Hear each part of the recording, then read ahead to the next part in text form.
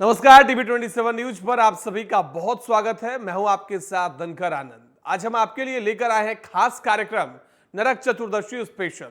ये प्रकाशोत्सव दीपावली का अवसर है। इस अवसर पर सभी दिवाली के रंग में डूबे हैं, और डूबे भी क्यों ना हो।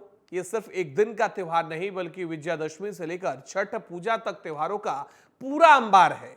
आज हम बात कर रहे हैं नरक चतुर्दशी की। दीपावली की तरह इस त्योहार की भी अलग धार्मिक मान्यता है, और लोग इसे बड़ी श्रद्धा भक्ति के साथ मनाते हैं। तो चलिए देखते हैं नरक चतुर्दशी की हिंदू आस्था में क्या महत्व है। दिवाली से एक दिन पहले नरक चतुर्दशी मनाया जाता है, जिसे आमतौर पर लोग छोटी दिवाली के रूप में मनाते हैं। इस दिन यम का दीपक जलाया जाता है ताकि परिवार अकाल मृत्यु से बचा रहे। धार्मिक मान्यता है कि परिवार के सबसे बड़ी सदस्य के माध्यम से दक्षिण दिशा में दीपक जलाने से यमराज घर में नहीं आते हैं। इस दिन यम का दीपक जलाने से नरक के कष्टों से भी बच सकते हैं, इसलिए इसे नरक निवारण चतुर्दशी भी कहा जाता है। इस दिन शाम के समय घर में यम का दीपक जलाने के साथ साथ दिवाली की तरह ही दिए जलाने की भी परंपरा है, इसलिए इसे छोटी दिवाली भी कहते हैं। इस दिन को काली चौदस के रूप में भी जाना जाता है। काली का अर्थ है अंधकार और चौदस का अर्थ है 14वां, क्योंकि ये कार्तिक या कृष्ण पक्ष के चंद्र माह के 14वें दिन मनाया जाता है। छोटी दिवाली की रात महाकाली की पूजा का भी विधान है, ताकि आप नकारात्मक शक्तियों या बुरी आत्माओं के प्रभाव को दूर कर सकें।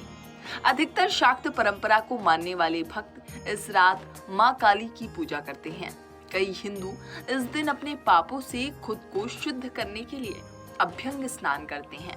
कहा जाता है कि जो लोग इस दिन अभ्यंग स्नान करते हैं वो नरक जाने से बच जाते हैं। अभ्यंग यानी पूरे शरीर और सिर पर तिल या औषधीय तेलों से मालिश की जाती है, और उसके बाद स्नान से पहले उद्वर्तन यानी उपटन लगाया जाता है। इसके बाद साफ कपड़े पहने जाते हैं। भारतीय राज्य पश्चिम बंगाल और बांग्लादेश में काली पूजा से एक दिन पहले भूत चतुर्दशी मनाई जाती है, क्योंकि ऐसा माना जाता है कि इस अंधेरी रात की पूर्व संध्या पर मृतकों की आत्माएं अपने प्रियजनों से मिलने धरती पर आती हैं। ये भी माना जाता है कि एक परिवार के 14 पूर्वज अपने जीवित रिश्तेदारों से मिलने जाते हैं, और इसलिए उन्हें घर की ओर आने में मदद करने के लिए और विशेष रूप से बुरे लोगों को भगाने के लिए घर के चारों ओर 14 दिए रखे जाते हैं। पौराणिक मान्यताओं के अनुसार इस दिन ही श्री कृष्ण ने 16,000 स्त्रियों को नरक से मुक्त कराया था। इस दिन श्री कृष्ण की पूजा राधा रानी जी के साथ की जाती है। इस दिन को श्री कृष्ण चतुर्दशी भी कहा जाता है। इस दिन धन के देवता और यक्षराज कुबेर की पूजा का भी विधान है। दिवाली के दिन जहां सुख समृद्धि की देवी लक्ष्मी को प्रसन्न किया जाता है, वहीं इस दिन से एक दिन पहले धन के देवता की भी पूजा की जाती है। इनकी पूजा करने से घर में कभी भी धन की कमी नहीं होती। Special desk TV 27 news. एक बार फिर आप सभी का बहुत स्वागत है। इस समय हमारे साथ स्टूडियो में मौजूद है ज्योतिष राजीव पाठक जी। बहुत बहुत स्वागत है सर आपका टीवी 27 न्यूज पर। इनसे अब जानेंगे कि आज नरक चतुर्दशी त्योहार का महत्व क्या है, मान्यताएं क्या है। पंडित जी, सबसे पहले बताइए कि नरक चतुर्दशी का यम से क्या संबंध है, क्यों ऐसा माना जाता है कि इस दिन यम की पूजा करनी चाहिए। सबसे पहले कार्यक्रम का प्रारंभ जो है मैं गणेश स्तुति के साथ करता हूँ। ओम वक्रतुंड महाकाय सूर्यकोटि समप्रभा निर्विघ्नं कुरु मे देवा सर्व कार्येषु सर्वदा। जैसा कि जानते हैं, आपने अभी चर्चा में देखा भी होगा, दशहरा से लेकर के छठ तक, कार्तिक पूर्णिमा तक व्रतों का ही पर्व होता है। खास करके कार्तिक मास के कृष्ण पक्ष के त्रयोदशी तिथि से मतलब कि भैया दूज तक, जो कहते हैं धनतेरस से लेकर के भैया दूज तक 5 दिन का जो त्यौहार होता है, उसमें जो है धनतेरस के बाद और दीपावली से एक दिन पहले छोटी दीपावली के नाम पे इसका नाम नरक निवारण चतुर्दशी है। नरक निवारण इसका नाम ही है, जो कि कार्तिक मास के कृष्ण पक्ष के चतुर्दशी तिथि को मनाया जाता है। अब आप सबसे पहले मैं आपके क्वेश्चन को लेता हूं, उससे पहले थोड़ी सी चर्चा कर लेता हूं, क्योंकि चतुर्दशी तिथि जो है वह 30 तारीख को दोपहर 1:15 से प्रारंभ हो रही है और 31 तारीख को 3:52 तक है। तो देखिए, बहुत लोग ये कह रहे हैं उदया तिथि के हिसाब से 31 तारीख को, बहुत लोग 30 तारीख को जो कि आज है। तो ये देखिए, प्रदोष काल की में पूजा होती है, यम के से संबंधित है और यम दीपक से, और चतुर्दशी प्रदोष काल में संध्या काल में होती है। इसलिए जो यम जी की पूजा होगी वह संध्या काल में होगी, तो वह आज 30 तारीख को होगी। और जो लोग अभ्यंग स्नान की एक बात चलती है, बाद में चर्चा करेंगे अभ्यंग स्नान की, वह कल सुबह में कर सकते हैं। तो नरक निवारण चतुर्दशी का प्रारंभ हो चुका है आज से ही, और कल तक चलेगा अभ्यंग स्नान के साथ। अब आपने बोला कि नरक निवारण चतुर्दशी, जैसा कि आप जानते हैं इसका नाम ही नरक निवारण चतुर्दशी, कि नरक से मुक्ति निवारण, निवारण मतलब मुक्ति, यह मिल जाए। और यम को मृत्यु का देवता माना जाता है, तो यम को, यमराज जी को मृत्यु का देवता माना जाता है। तो इस दिन क्या होती है कि रात के टाइम में, शाम के टाइम में यम के नाम का दीपक जलाया जाता है। यम के नाम का जो दीपक जलता है वो घर के किसी बड़े व्यक्ति के द्वारा घर के बाहर दक्षिण दिशा की ओर का मुख करके उस दीपक को जलाते हैं। उस दीपक को जलाने से यह होता है कि माना जाता है कि साल भर जो है आपके घर में अकाल मृत्यु की भय से मुक्ति मिलेगी और नरक जाने से मुक्ति मिलेगी, जैसा कि नरक निवारण चतुर्दशी कहते हैं। इस चतुर्दशी में किन किन माता की पूजा होती है? यहाँ पे भगवान यमराज की पूजा तो होती ही है, माता काली की भी पूजा होती है यहाँ पे, और माता काली के अलावा भगवान कृष्ण और माता राधा की भी पूजा होती है। क्योंकि कहीं न कहीं ये चतुर्दशी जो है भगवान भोले शंकर का भी जो प्रदोष व्रत होता है, तो भगवान भोले शंकर और हनुमान जी की भी पूजा होती है और भगवान कृष्ण की पूजा। और जानते हैं दीपावली से एक दिन पहले है, इसीलिए धनों की देवता कुबेर जी और लक्ष्मी जी की पूजा क्यों न हो, तो धनतेरस से ही प्रारंभ हो जाती है। तो बिल्कुल पंडित जी, लेकिन इस त्योहार के पीछे की मान्यताएं क्या है ये भी थोड़ा दर्शकों को बता दीजिए, क्योंकि कहा यह जाता है कि भगवान कृष्ण ने नरकासुर का वध किया था, इसकी भी एक कहानी है, थोड़ा सा वो भी संक्षेप में दर्शकों को बता दीजिए। देखिए क्या हुआ था, भगवान विष्णु जो वामनावतार में थे, तो और कृष्ण भगवान के रूप लेकर यह जो अदिति नामक उनका कुछ चुरा करके, नरकासुर क्या था, मतलब सुर था, बड़ा राक्षस था और उससे बड़ा देवता भयभीत हुआ करते थे। और उन्होंने क्या किया था, अदिति का कुछ आभूषण चुरा लिया था एक करके, और तो इसी को करने के लिए भगवान कृष्ण ने नरकासुर का आज ही के दिन वध किया था। और जानते हैं उसने 16,000 गोपियों को कैद कर रखा था। तो इसी दिन भगवान जो है श्री कृष्ण उनकी जो है वध करके और 16,000 गोपियों को उनके रिहा करवाया और मुक्ति दिलवाई।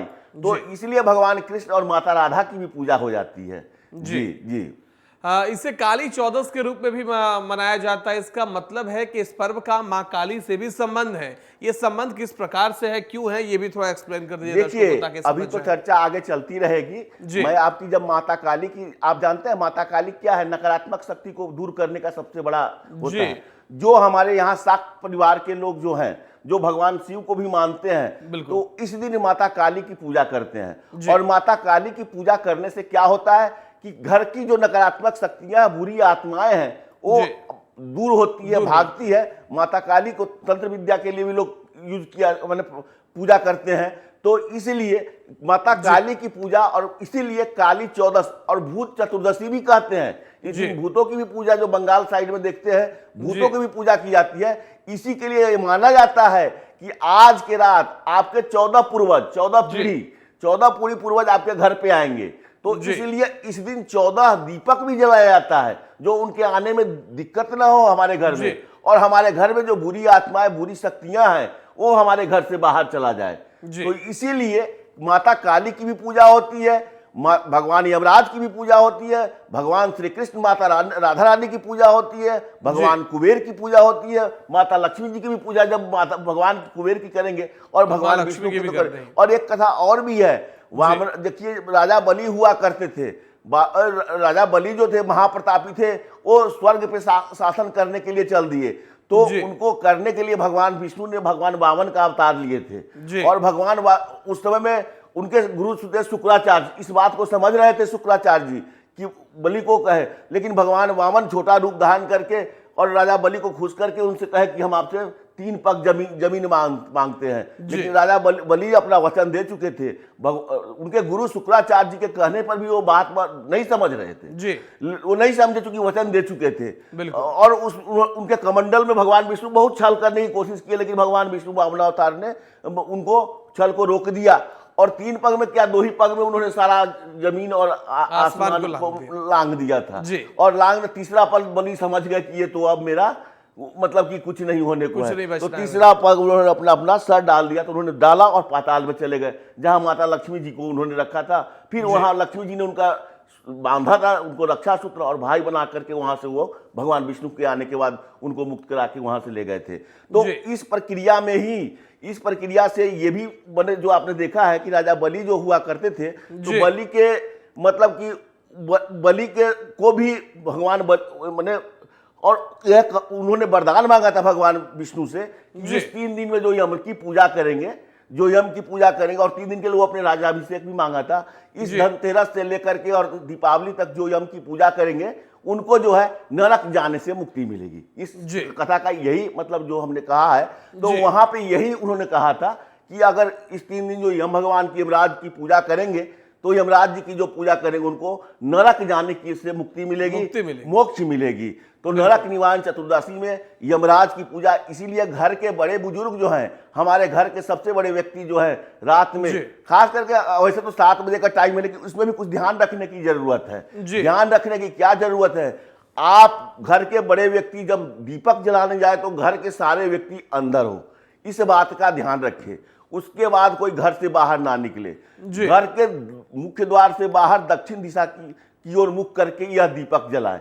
और दीपक बाहर जलाने से पहले घर के सारे कॉर्नर, घर के सारे जगह, जितने कोने हैं, जितने जगह हैं, सब जगह पे उस दीपक को दिखा करके तब घर के बाहर, घर के सबसे बड़े व्यक्ति जो है उसको ले जा करके जला दें और घर के सारे। बिल्कुल पंडित जी, लेकिन सवाल यह है कि इस पूरे पूजा को किस प्रकार से करें, पर्व को कैसे मनाएं, क्या विधि विधान होता है। और कहा यह जाता है कि जो दीपदान जो हम करते हैं यमराज के लिए, वो रात में ही करना चाहिए क्या, क्योंकि लगन और जो टाइमिंग बन रही है वो तो कल तक का बन रहा है, तो क्या कल दिन में भी पूजा कर सकते हैं या फिर रात में? मैंने कहा ना कि सिर्फ दिन में, आप आज दोपहर 1:15 से कल दोपहर 3:52 तक चतुर्दशी तिथि है।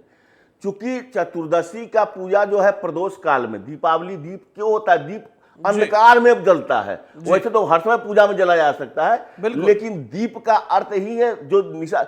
आप देखेंगे कि दीपावली भी रात की ही पूजा होती है, माता काली की निशा पूजा जो होती है। तो जो पूजा की बात है, जो यम के नाम का दीपक की बात है, वो आज रात को ही उचित, रात के समय का ही उचित होगा। लेकिन अभ्यंग स्नान जो बाद में हम चर्चा करेंगे, अभ्यंग स्नान क्यों किया जाता है, कैसे है, क्या है। तो अभ्यंग स्नान कल सुबह 5:20 से 6:40, कहीं पे पंचांग अलग अलग है, तो कहीं 5:07 बजे तक। मतलब यह है कि चंद्रोदय से आदमी स्नान करके अभ्यंग स्नान की बात करेंगे। लेकिन जो आपने क्वेश्चन किया है कि रात और दिन का, तो प्रदोष काल में ही चतुर्दशी का पूजा होता है।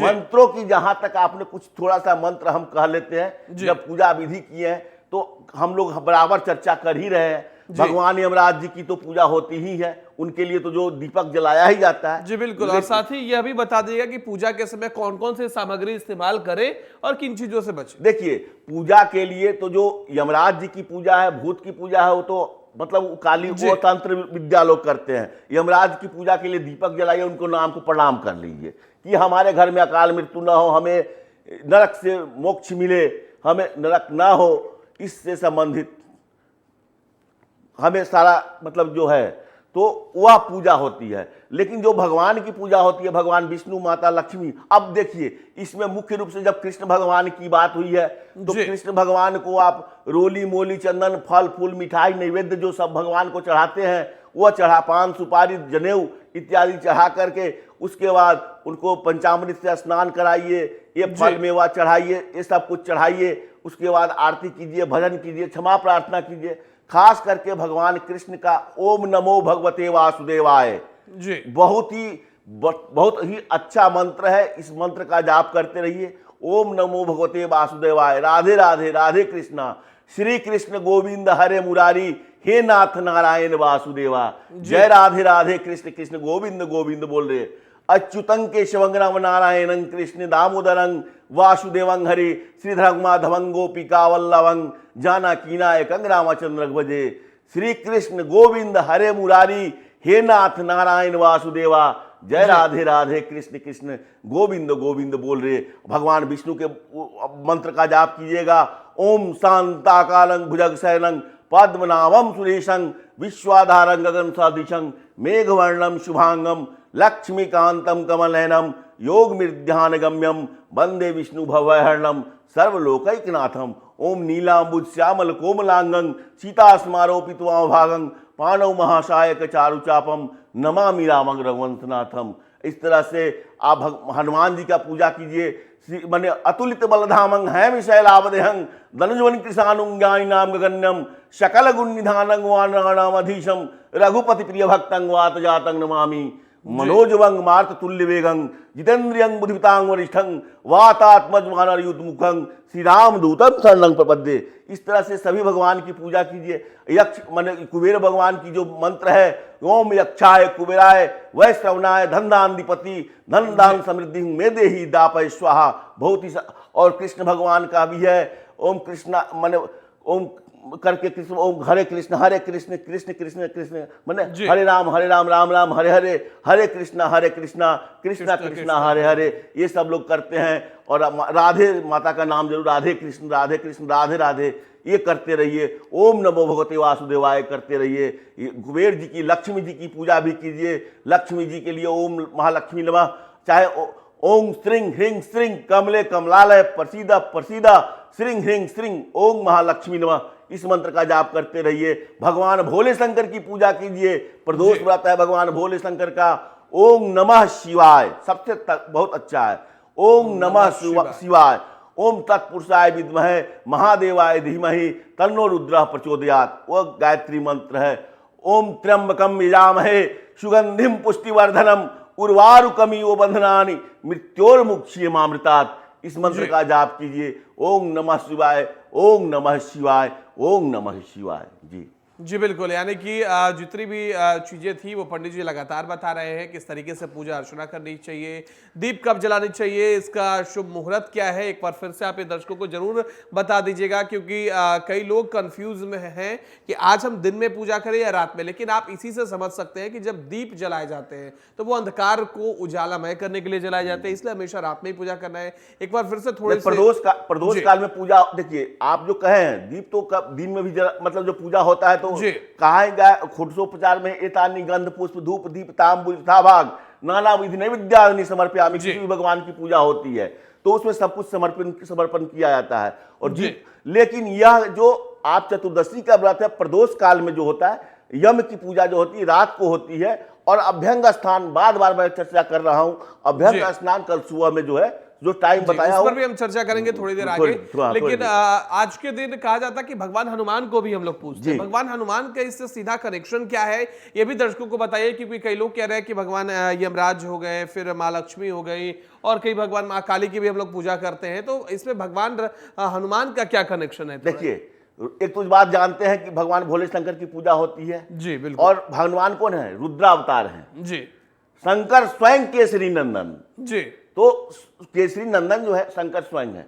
और दूसरी बात, कहीं ना कहीं आज भूत प्रेत की बात चल रही है, नकारात्मक शक्ति की बात चल रही है जी। और कलयुग में जो कलयुग में है जीवंत है वो हनुमान जी है, क्योंकि कहा गया है अश्वत्थामा बलि व्यासो हनुमान विभीषण कृपाचार्य और परशुराम सप्त ऋषि चिरंजीवी, मतलब ये 7 ऋषि चिरंजीवी है। इसमें भगवान हनुमान जी का भी नाम है। और आपने देखा भी होगा जब नकारात्मक शक्ति की बात आती है तो हनुमान जी की बात आती है आती। और एक चीज और आपने देखा होगा, भगवान भोले शंकर और भगवान विष्णु एक दूसरे के अन्य भक्त है। एक समय भगवान भोले शंकर की भक्ति में भगवान विष्णु ने अपना मतलब आंख निकाल करके उनको समर्पित कर रहे थे, इसलिए कमल नयन के नाम से उनको जाना जाता है। और वही दूसरे युग में भगवान भोले शंकर भगवान विष्णु जो राम अवतार में आए हुए थे तो भगवान भोले शंकर हनुमान अवतार में उनकी सेवा की और गुरु भक्ति की है। तो जी। ये दूसरे के अनन्य भक्त हैं। और पंचदेवता की पूजा तो हर जगह होती ही है। तो दुनिया न चले श्री राम के बिना और राम न जी न चले हनुमान के बिना। तो ये आप लोगों ने कहावत भी सुना होगा। तो जहां राम जी है वहां हनुमान जी है, और हनुमान राम जी के पास पहुंचने के लिए भी हनुमान जी की सहारा ही लेना पड़ता है। जी। सबसे बड़ी बात आज हनुमान जी की पूजा करने का मुख्य जो है वह यह है कि नकारात्मक शक्ति के लिए माता काली की भी पूजा करते हैं। हर जगह जी। पे आपने देखा है कि नकारात्मक शक्ति को दूर करने के लिए माता काली और भगवान हनुमान जी की पूजा करते हैं। तो जी। सुंदर कांड का पाठ नकारात्मक शक्ति को दूर करने के लिए सबसे अच्छा तरीका है। और हनुमान चालीसा का पाठ तो है, जो सुंदर कांड नहीं कर सकते वह सुन भी सकते हैं।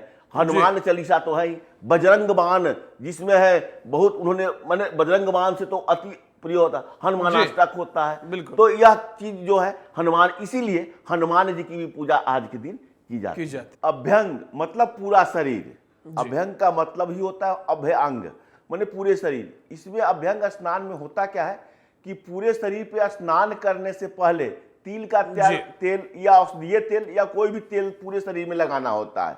और उसके बाद मतलब स्नान करने से पहले अपटन, जिसको कहते हैं हल्दी चंदन और तेल मिला करके जो अपटन तैयार होता है, अपटन लगा करके स्नान करने को ही हम अभ्यंग स्नान कहते हैं। अभ्यंग स्नान करने से आदमी पूरी तरह से शुद्ध हो जाता है। आपने देखा होगा किसी भी शुभ कार्य को करने से पहले अपटन लगाया जाता है। जैसे हर जगह पे शादी विवाह होता है और मुंडन होता है या जनेऊ होता है, तो वहां पे मतलब अपटन लगाया जाता है। तो उससे शरीर की व्यथा जो है, रोग जो है खत्म होती है।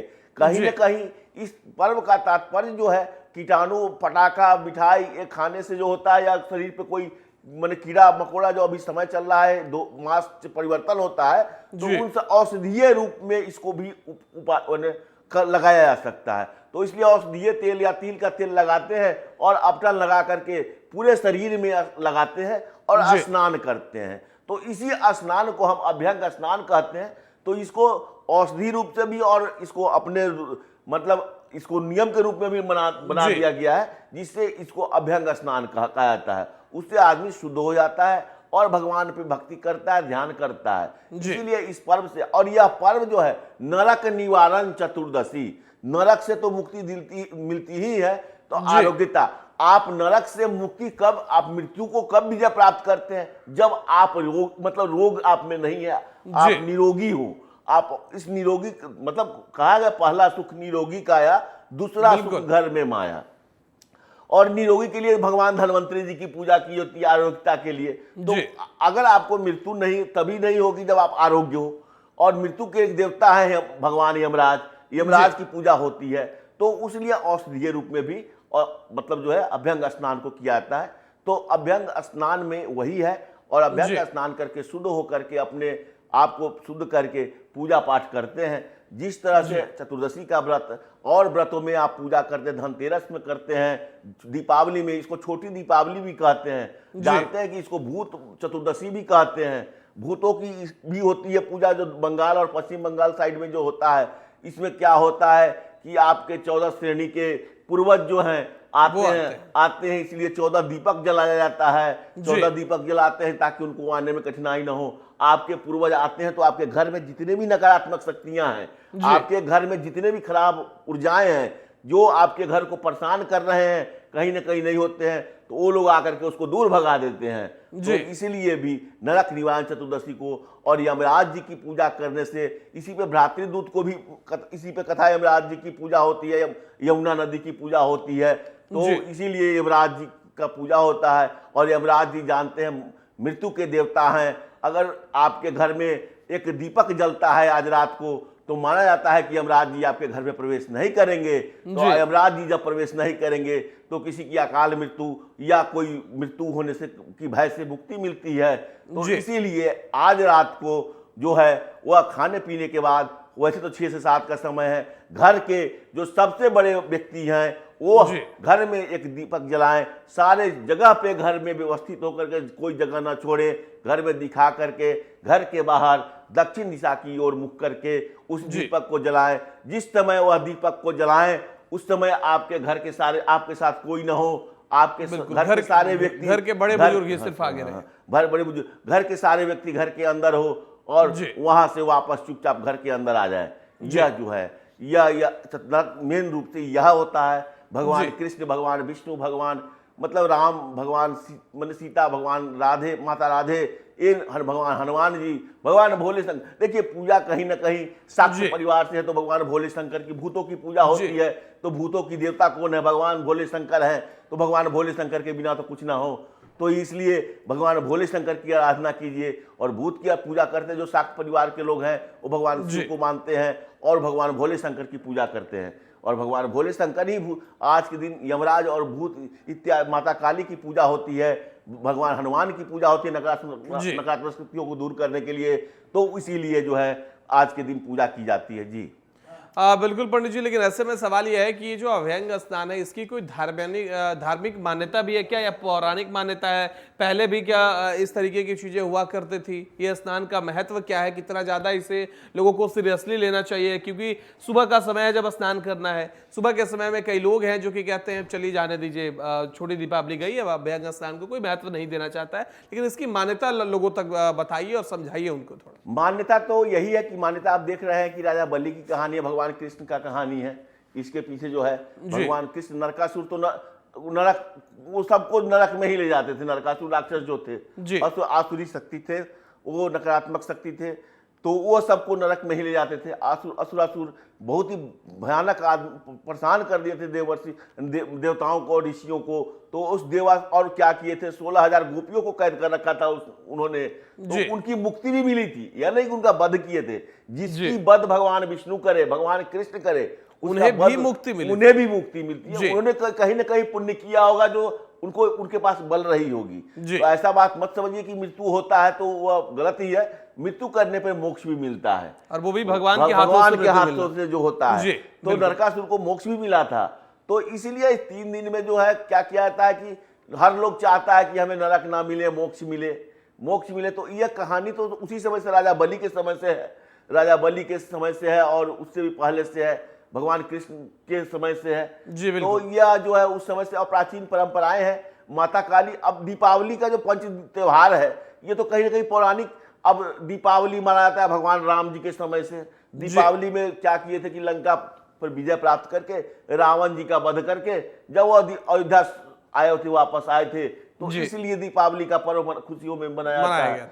और दीपों का पर्व की उल्लास के साथ। और इसके पीछे भी यह तर्क है कि दीपक क्यों जलाते हैं? कार्तिक मास दीपदान का ही होता है। दीपदान करने से कार्तिक मास में बहुत फल मिलता है। दीपक क्यों जलाते हैं दीपावली के रात? कि जितने भी कीटाणु हैं, आपने देखा होगा कि इस मास में बहुत सारे कीटाणु आ जाते हैं, तो उस कीटाणु से मुक्ति करने के लिए दीप के द्वारा जो तेल में जो दीपक जलता है, वो आर्टिफिशियल की बात मैं नहीं करता, जो पौराणिक कथाएं महत्व है, उस दीप को जलने से नकारात्मक माने कीटाणु, रोग, विनाश, पटाखा चलते हैं, ये सब जो होता है सबका नाश होता है। और आप देखेंगे कि दशहरा के बाद जब यह ऋतु परिवर्तन होता है तो बहुत लोग बीमार पड़ते हैं, यह कीटाणु करने के कारण ही होते हैं।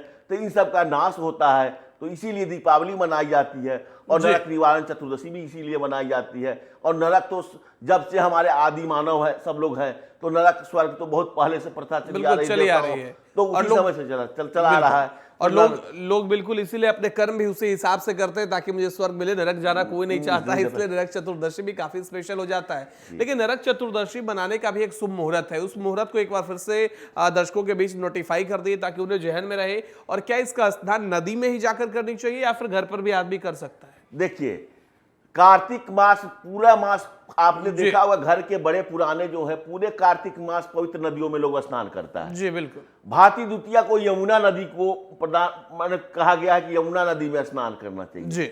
और यमराज का जहां संबंध है वहां यमुना नदी है, क्योंकि भाई बहन है दोनों, तो वहां यमुना, गंगा जी तो सबसे पवित्र नदी है। बिल्कुल। तो कार्तिक पूरे मास देखे होंगे कि सूर्योदय से पहले बहुत सी घर के महिलाएं या जो हमारे बुजुर्ग लोग हैं वो पवित्र नदियों में, चाहे गंगा में हो, यमुना, सरस्वती, सरयू, कोई भी नदी हो या उनकी सहायक नदी या गंडक, कोई भी नदी हो जो जिनके आसपास होते थे, उपलब्ध होते थे, वहां जाकर के सुबह स्नान करते थे। तो पवित्र नदियों में क्या है कि मैंने धारा बहती रहती है और वहां करने का एक स्वच्छता का अलग ही महत्व है। तो आजकल तो वह तो बहुत ही महत्वपूर्ण है पवित्र नदियों में स्नान करना, लेकिन आजकल संभव नहीं है कि सब लोग पवित्र नदी में जाकर के स्नान करें। तो घर में भी नहा सकते हैं और घर में नहाने के पानी में गंगाजल मिला सकते हैं। अगर गंगाजल नहीं है तो इस मंत्र का आप कर सकते हैं, ओम गंगे च यमुने चैव गोदावरी सरस्वती नर्मदे सिंधु कावेरी जले अस्मिन् सन्निधम कुरु। मतलब हमारे अंदर आओ, ओम गंगे च यमुने चैव गोदावरी सरस्वती नर्मदे सिंधु कावेरी जले अस्मिन् सन्निधम कुरु। ये करके उस अपने ऊपर डाल ले तो ये मान लिया जाता है कि पवित्र नदी आपके अंदर पवित्र आ गए हैं। तो एक पवित्र नदियों में आपने जो क्वेश्चन किया था, तो घर में भी आपने सुना होगा, मन चंगा तो कठौती में गंगा। तो मन अगर आपका सही है तो आपके घर में ही सारा सब कुछ है। तो इसीलिए आपने अब एक बार तिथि के बारे में कहा है, तो तिथि के बारे में मैं एक बार कह लेता हूं। तिथि देखिए, चतुर्दशी तिथि आपका प्रारंभ जो है आज यानी 30 तारीख को दोपहर 1:15, अलग अलग पंचांग के हिसाब से, अलग अलग क्षेत्र के हिसाब से अलग अलग हो सकते हैं। और समाप्ति जो है कल 3:52 पर जी, जो कल 3:52 वो भी अलग अलग हो सकता है। तो इस बीच पूरे चतुर्दशी की तिथि है, क्योंकि यमराज जी की पूजा और चतुर्दशी का व्रत प्रदोष काल सायंकाल में होता है। इसीलिए आज का सायंकाल जो है वह जो है 30 तारीख को सायंकाल यमराज जी की पूजा के लिए, कुबेर जी की पूजा के लिए, लक्ष्मी जी की पूजा के लिए उचित है। और वह शाम के समय 6:30 साढ़े 7 जो 6 से 7 के समय में आप पूजा कर सकते हैं। तो यह पूजा और अभ्यंग स्नान कल सुबह आप ब्रह्म मुहूर्त में 5:20, 5:30, 6:40 या 7 बजे तक आप माने 1 घंटा सवा घंटा आपके पास समय, आपके पास समय है। अभ्यंग स्नान में करना ज्यादा नहीं है। कोई भी तिल का तेल या कोई औषधीय तेल जो घर में लगाते हैं पूरे शरीर में लगा लेना है। उसके बाद अपटन में चंदन, हल्दी इत्यादि तेल इत्यादि चीज से अपटन बनती है। घर की महिलाएं जानते हैं, जो कुछ भी है बड़े बुजुर्ग जानते हैं अपटन क्या होता है। अपटन लेके पूरे शरीर में लगा लेना है। उसके बाद भगवान का नाम लेके स्नान कर लेना है। तो यही है। और पूजा करने की जहां तक बात है, तो अन्य दिन की भांति आज भी सुबह उठ करके सुबह स्नान ध्यान करके अब और साफ सुथरा कपड़ा पहनना चाहिए, जो जूठा कपड़ा ना हो। यह नित्य क्रिया का है, नित्य क्रिया का पूजा होता है। तो नित्य क्रिया के पूजा में आप पूजा कीजिए, स्नान कीजिए, ध्यान कीजिए। और उसके बाद नहाने के बाद ये आप जिस पूजा पे जाते हैं तो इस मंत्र का भी जाप कर सकते हैं। ओम मंगलम भगवान विष्णु मंगलम गरुड़ध्वज मंगलम पुंडरीकाक्ष मंगलाय तनोहरि। और उसके बाद जल ले लीजिए, अपने आप को पवित्र कीजिए। ओम अपवित्र पवित्रो वा सर्वावस्थां गतौ विवाह यह स्मरेत पुंडरीकाक्ष सौभाग्यभ्यांतरा शुचि। ओम पुंडरीकाक्ष पुनात गंगा विष्णु हरि हरि। इसके बाद हाथ में जल लीजिए। ओम नारायणाय नमः, ओम केशवाय नमः, ओम माधवाय नमः। जल को पी लीजिए। उसके बाद हाथ में जल रखिए। ओम केशव ऋषिकेशाय नमः, उसको हाथ को धो लीजिए। इस तरह से अपना संकल्प लीजिए और सभी देवता का पूजा कीजिए। हर एक देवता में गणेश जी प्रथम पूज्य देवता है। किसी भी देवता की पूजा करने से पहले गणेश जी की पूजा की जाती है। कहीं कहीं पंचदेवता की पूजा की जाती है। पंचदेवता में भगवान सूर्य आते हैं, माता दुर्गा जी आती है, विष्णु जी आते हैं, महेश जी आते हैं। तो इस तरह से दुर्गा माता आती है, हनु।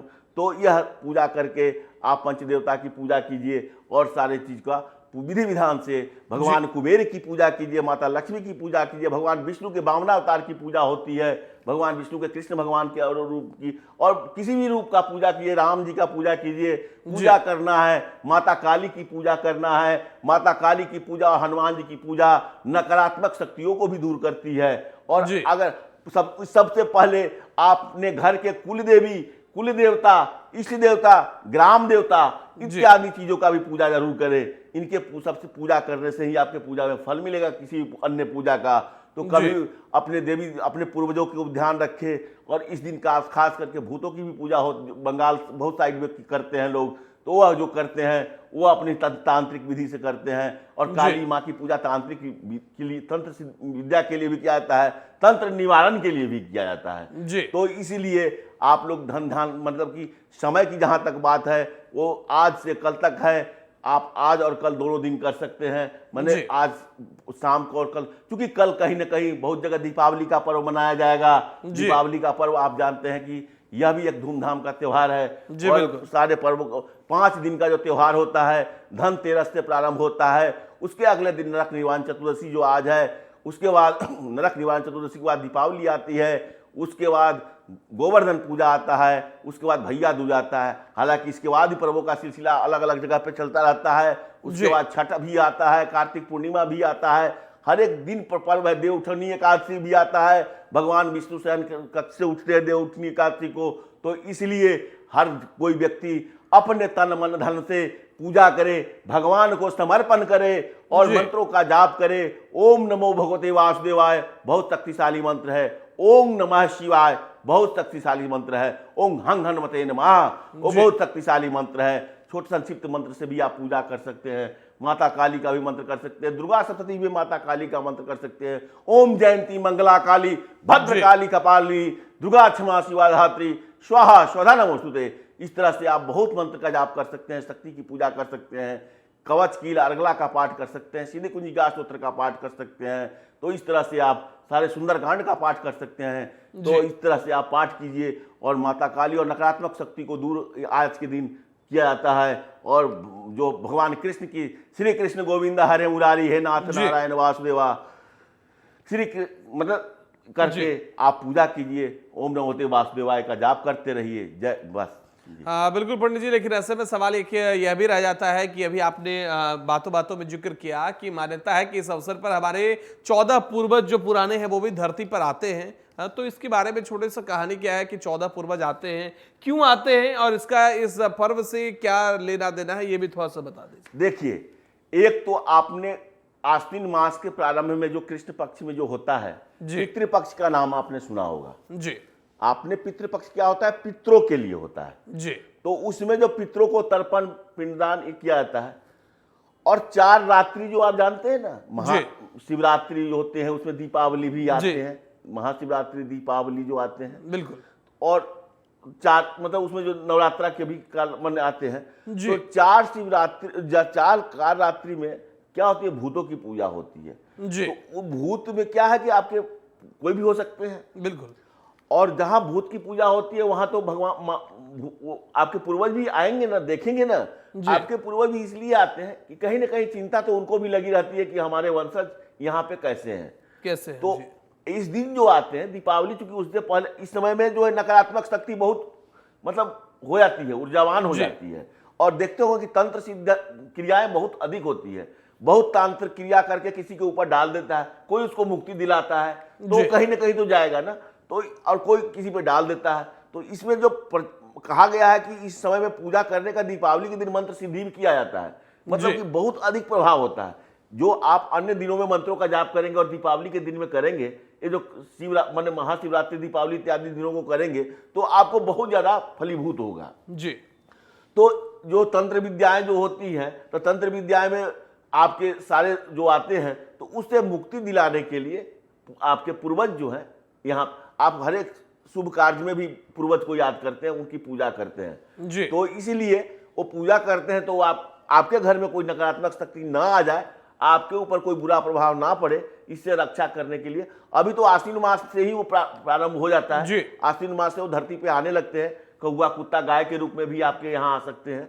तो यह ध्यान रखना चाहिए। इसीलिए कौवा कुत्ता गाय को भी निरादर इन दिनों में नहीं करना चाहिए। तो इसीलिए अपने वंशज को सुरक्षित रखने के लिए ही वो यह विधान है और पितृपक्ष से ही प्रभावी हो जाते हैं।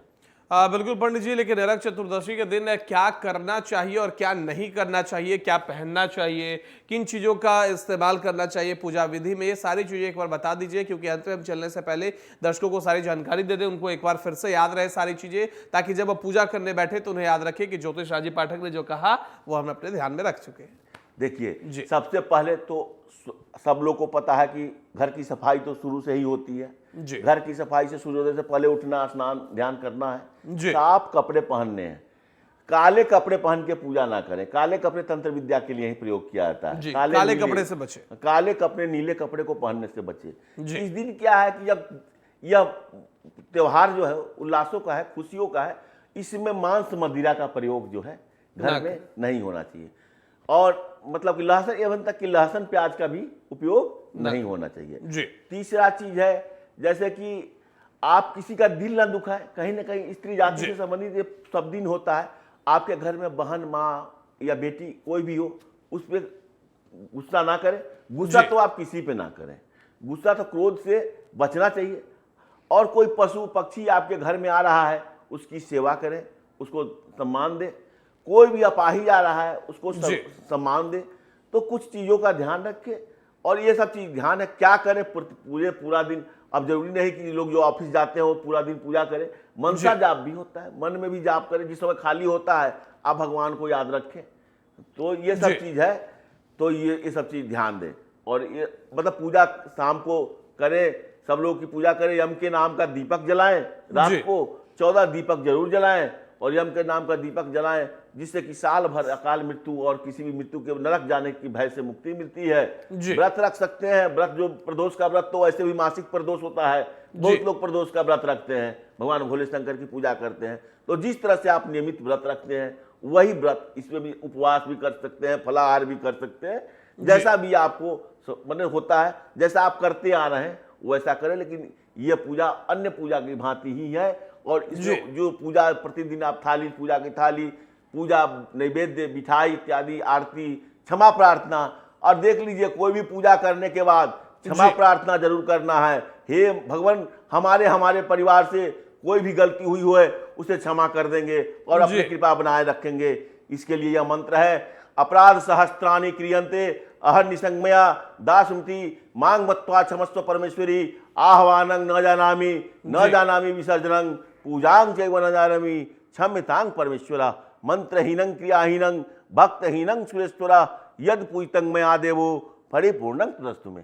जी बिल्कुल पंडित जी, लेकिन ऐसे में सवाल यह भी है कि जातक को इस दिन किन बातों का ध्यान रखना चाहिए, और जो छात्र हैं वो कैसे यम को याद करें, किस तरीके से माँ लक्ष्मी को तो याद करते ही हैं, गणेश भगवान की पूजा छात्र लोग स्पेशली कैसे करें, क्योंकि एक तो घर से दूर रहते हैं, उन्हें इन चीजों का उतना जानकारी भी नहीं होता है। हालांकि हम लगातार अपने दर्शकों को जानकारी देने का काम कर रहे हैं। जी देखिए, छात्र क्या है, वो भी तो है जो अपने विद्या से संबंधित। छात्र क्या होता है? विद्यार्थी। विद्या जो प्राप्त करते हैं उसी को विद्यार्थी कहते हैं। तो आप साधना भी तो छात्र भी एक तप ही कर रहे हैं, तपस्या ही कर रहे हैं। तो अब कहा भी गया है गीता में, कर्मण्येवाधिकारस्तु मा फलेषु कदाचिन। आपका काम है कर्म करना, और फल देना तो ऊपर वाले की काम है। आप जो विद्या में अध्ययन में लगे हुए हैं उस अध्ययन को जारी रखें, उस पर मेहनत करते रहें। सिर्फ ध्यान विकेंद्रित ना हो, क्योंकि विद्यार्थी का ध्यान विकेंद्रित होता है तो आप नहीं कुछ तो हनुमान चालीसा का पाठ तो कर ही सकते हैं, सरस्वती चालीसा का पाठ तो कर ही सकते हैं। इसमें ज्यादा टाइम नहीं लगता है। जो लोग जैसे करते आ रहे हैं, बहुत से विद्यार्थी बहुत जानते हैं। तो विद्यार्थी अपने मन को नियंत्रण करने के लिए इसका, और मुख्य रूप उनका काम है विद्याध्ययन, वह भी एक तपस्या ही है, वह भी एक पूजा ही है। तो वो अपने कर्म को करे, अपने कर्म से ना भटके, क्योंकि माता पिता आपके ऊपर बहुत पैसा लगाते हैं, बहुत विश्वास रखते हैं कि मैं बाहर भेज रहा हूं, मैं कहीं रख रहा हूं, मेरा बेटा कुछ करेगा, मेरी बिटिया कुछ करेगी। तो इसलिए आप अपने पूर्वज का, अपने बेटे पिता का मान रखने के लिए आप जिस कर्म पे हैं उसी तरह से लक्ष्य रखें। जिस तरह से अर्जुन ने मछली के तीर को निशाना साधा था, मछली की आंख को देखा था, उसका ध्यान कहीं और नहीं गया था, उसी तरह से आप अपने विद्या अध्ययन, आप अपने लक्ष्य को एक बना करके उस लक्ष्य के सामने देखते हुए उस पर काम कीजिए और विद्या अध्ययन कीजिए। यही आपकी पूजा है। बिल्कुल पंडित जी, और अंत में एक बार फिर से किन किन मंत्रों का जाप स्पेशली करना है, किस तरीके से पूजा करना है, अंत में बता दीजिए, क्योंकि अब समय की बहुत कमी है। अंत में संक्षिप्त में थोड़ी सी एक बार मंत्रों का जाप। एक मंत्र रह गया था, ओम कृष्णाय वासुदेवाय हरे परमात्मने प्रणतः क्लेशनाशाय गोविंदाय नमो नमः। यह मंत्र भी, ओम कृष्णाय वासुदेवाय हरे परमात्मने प्रणतः क्लेशनाशाय गोविंदाय नमो नमः। भगवान कृष्ण का ओम नमो भगवते वासुदेवाय। माता लक्ष्मी का ओम श्रीं ह्रीं श्रीं कमले कमलालय प्रसीद प्रसीद श्रीं ह्रीं श्रीं ओम महालक्ष्मी नमः। ओम यक्षाय कुबेराय वैष्णवनाय धनधान्यधिपति धनदान समृद्धि मेदेहि दापय स्वाहा। जिस तरह से आप सरस्वती माता का ओम ऐंग, और सबसे अच्छा नवान्न मंत्र ओम ऐंग ह्रीं क्लीं चामुंडाई विच्चे। जिस तरह से आप किसी भी मंत्र का जाप कर सकते हैं, माता काली का जाप कर सकते हैं, मतलब है। और इस तरह से आप हनुमान जी को ओंग हंग हनुमते नमः कभी कर सकते हैं। जी। ओम अतितवल धामंग है मिशलावद हंग दनवन किसान उंगाई नाम गन्नम सकल गुण निधानं वाणानाम अधीशम रघुपति प्रिय भक्तं वात जातं नमामि मनोजवंग मार्ग तुल्य वेगं जितेंद्रियं बुद्धितां वरिष्ठं वात आत्मज्वान युद्धमुखं श्री राम दूतम शरणं प्रपद्ये। इस तरह जी। से आप कर सकते हैं। मंत्र का जाप करते रहिए। आप विष्णु भगवान का किसी भी रूप का कीजिए। श्री कृष्ण गोविंद हरे मुरारी, हे नाथ नारायण वासुदेवा, जय राधे राधे कृष्ण कृष्ण गोविंद गोविंद बोल रहे। नहीं तो हरे राम राम राम हरे हरे, हरे कृष्णा कृष्णा कृष्णा हरे हरे, इसमें जी। सारा हो जाएगा। तो आप इस तरह से सारे माता का, सारे जी। भगवान की पूजा कर सकते हैं। बिल्कुल। तो आपने ज्योतिष राजीव पाठक जी से जाना है कि नरक चतुर्दशी यानी कि छोटी दीपावली का हिंदू आस्था में क्या स्थान होता है, इस पर्व की पूजा का विधि विधान और शुभ मुहूर्त क्या है। अब एक बार जाने से पहले मैं कहूंगा आपको दीपावली का जमकर आनंद लीजिए, स्वस्थ रहें, सुरक्षित रहें और बिल्कुल सुरक्षा से नजरअंदाज ना करें। नमस्कार।